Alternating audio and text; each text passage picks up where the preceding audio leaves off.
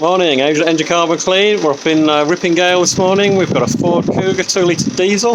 This one is a 2016 model, 36,000 on the clock. Now this one's been booked in basically because it's drinking lots of fuel.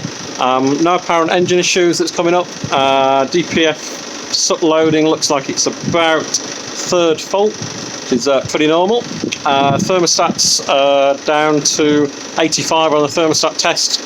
Backed up to 90 when it's running, so the thermostat looks like it's in good health. All the exhaust gas temperature sensors have got the right kind of profile and they're all active.